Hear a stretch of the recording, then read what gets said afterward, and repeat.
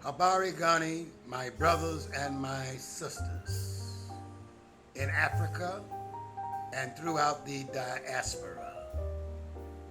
My slave name is John D. Brinson. By that I mean the master who owned my great-great-grandmother and father. His last name was Brinson, so as a slave we took on his name. My liberated name that was given to me by the ancestors is Abu Amen Ra. My brothers and sisters, let me provide you with a wee bit of information on me so that you can get a better understanding of how I arrived at where I am today. I was born in a town called Montgomery, Alabama. Attended schools there. A pivotal point in my life occurred when I was 16 years old. I earned some spending money by caddying at a place called Maxwell Air Force Base. I can recall one afternoon as I had finished caddying and was on my way back home, I crossed some railroad tracks at the shop called the Atlantic Coastline. And as I crossed these tracks, two white gentlemen, I'm being nice now by calling them gentlemen, were standing on the other side awaiting me to arrive there. One had on a hat, cocked ace deuce on his side like Dick Tracy.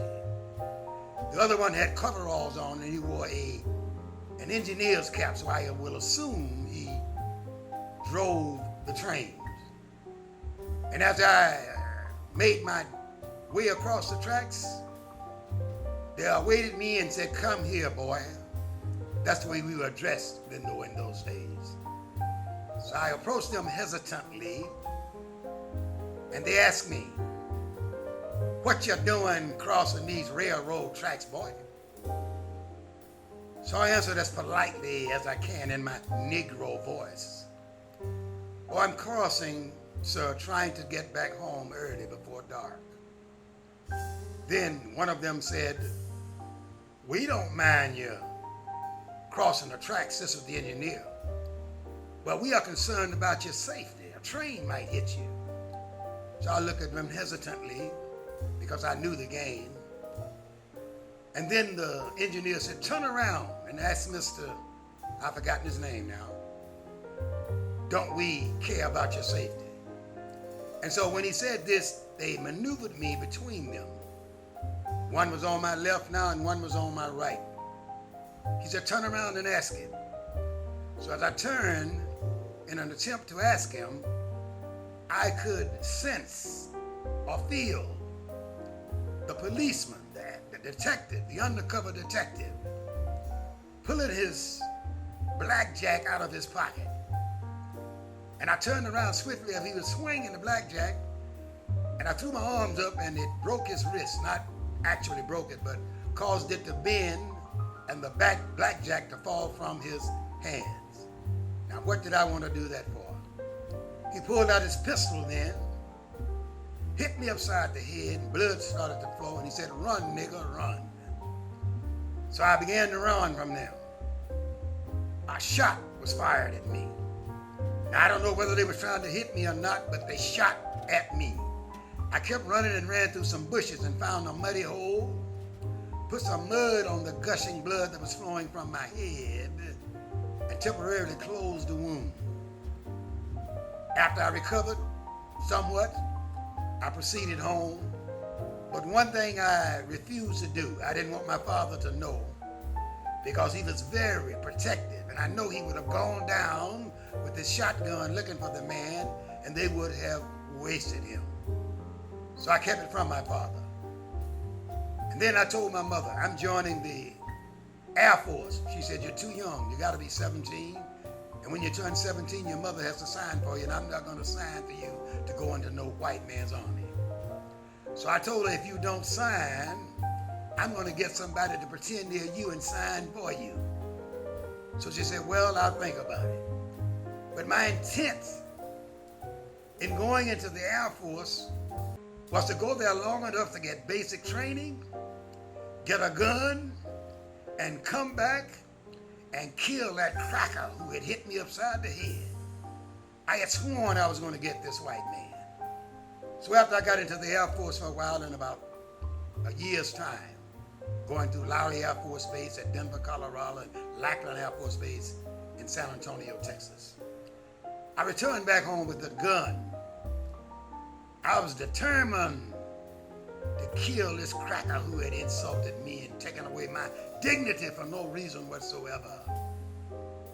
So I asked my father, without raising suspicion in his mind, what had happened to, I've forgotten the man's name now, who used to be a detective on the line there. He said, oh, that man died.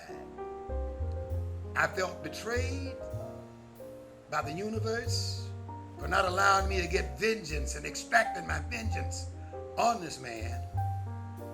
But on the other hand, I was lucky and blessed that he had died, because I was going to kill him. And if they found out I killed him, they were going to hang me from the nearest tree. So then, my brothers and sisters, after a while in Montgomery, Alabama, in the Air Force and this whole bit, I got married and I left Montgomery and went to Evanston, Illinois, outside of Chicago, Illinois. And while there, I attended a junior college called Crane Junior College on the west side of Chicago. This was during the early 60s. And there I met and befriended a man who was a Black Panther by the name of Fred Hampton. We were classmates. So I was very intimate with the Panthers at this time. I was looking for a way to bring this crap down brick by brick or all at once if I had to. But I can recall something happened.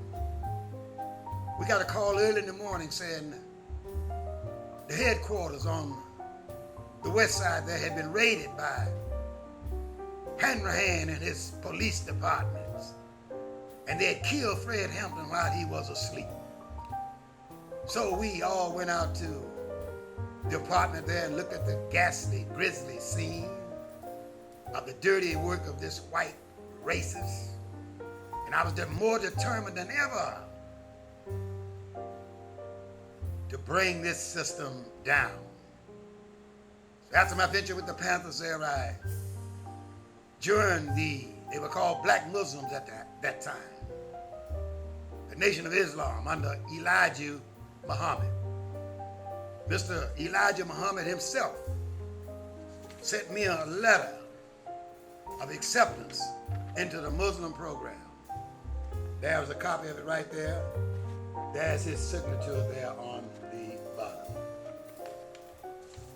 After staying in Chicago there, we moved to California, and my membership in the Black Muslims, as they were known then, was transferred to the Oakland Mosque, headed by Minister Billy X. My name was given to me at that time. My name was John 4X. My brothers and sisters, I toyed around with the Panthers, with the Muslims for a while, until I got the feeling my primary role would be to sell newspapers. Selling newspapers wasn't in my game. So I left the Black Muslims, our Nation of Islam, under Elijah Muhammad, and toyed around with various revolutionary organizations. My brothers and sisters, I have been an enemy of those who were oppressors of our people since I was 17, 16 years old. And now I am an elder. And nothing has changed in the social system. Nothing has changed in the way white people view us. It's still the same game. They just modified it, tried to get it so you couldn't recognize it. It's been camouflaged, but the same system is still here, and I'm still struggling against that system.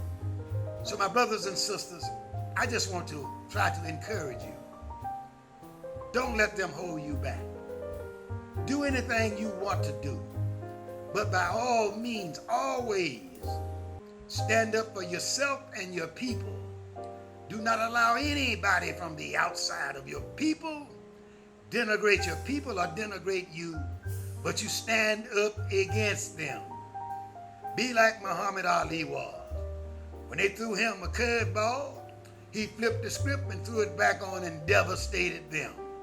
So my brothers and sisters, you must always be soldiers in the army of revolution, to try to destroy this country, to build a new system that is compatible with the liberation of your people, the African people.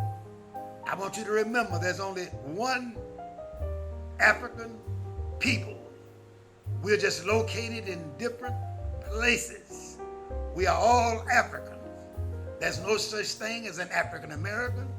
There's no such thing as a Negro. There's no such thing as a colored guy.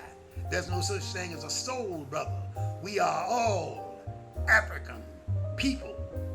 So I want to encourage you now, in my state of awareness, to fight this demon on the global level, because he's attacking us and oppressing us on a global level. So I'm trying to impress upon you, to convince you to join the Pan-African movement. The Pan-African movement is the panacea for our liberation. Don't come into the Pan-African movement with communism, socialism, as it was developed in Europe, because anything developed in Europe develops out of the European global experience, their philosophies, and their behaviors. We must utilize a system of ethics and ideology that grows out of African experiences, African philosophies, and African beliefs.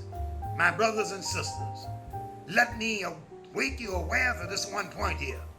Everything the European has, he confiscated from us, put a twist on it, and put his name on it. It makes no difference what it is. Even his communism, even his socialism, they are all copies of African beliefs and operatives, and he's done a flip on them, put his name on them, and he calls them his own. We don't need imitations. We are the real thing. Let us come together, my brothers and sisters, under the banner of Pan-Africanism, and drive these enemies of Africa who reside in Africa into the sea. Drive the others into the desert from which they came. I hope you understand what I'm trying to tell you this morning. I'm trying to encourage you to hold on. Victory is ours if we do. Once again, y'all, my brothers and sisters, peace and hope to